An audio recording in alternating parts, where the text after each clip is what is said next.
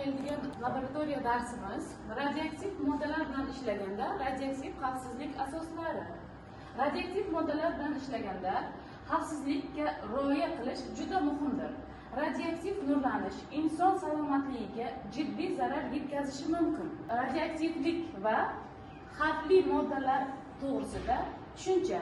Birinchisi, demak, radioaktivlik ba'zi atomlar yadrosining beqarorligidan kelib chiqadi va ular alfa, beta yoki gamma nurlari chiqaradi. Ikkinchisi, demak, xavfli moddalar turli xil kimyoviy birikmalar bo'lib, ular sog'liqqa zarar yetkazishi mumkin. Uchinchisi, ta'sir darajasi radioaktiv nurlanishning ta'siri miqdori va ta'sir vaqtidagi bog'liq. Demak, radioaktiv moddalar qabul qilish yo'llari. Bunda birinchi, ya'ni radioaktiv moddalarni nafas olish orqali tanaga kirishi mumkin. Ikkinchisi, ovqat. Radioaktiv moddalar ovqat yoki suv orqali yutib yuborish mumkin. Uchinchisi, demak, terida.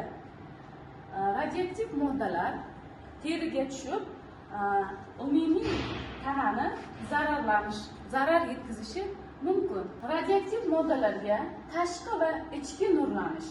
Bunda tashqi nurlanish deb radioaktiv manba tananing tashqarisida bo'lib, tanaga nurlanish beradi. Ichki nurlanish radioaktiv moddalar tanaga kelib, ichkaridan nurlanish keltirib chiqarish mumkin. Radioaktiv moddalar bilan ishlaganda hisobga olinadigan asosiy prinsiplar. Bularga vaqt, masofa, ekran.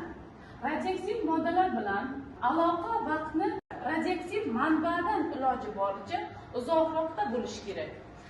Ekran tasviri. Bunda radioaktiv manbani himoya qiluvchi ekranlar ishlatilishi zarur.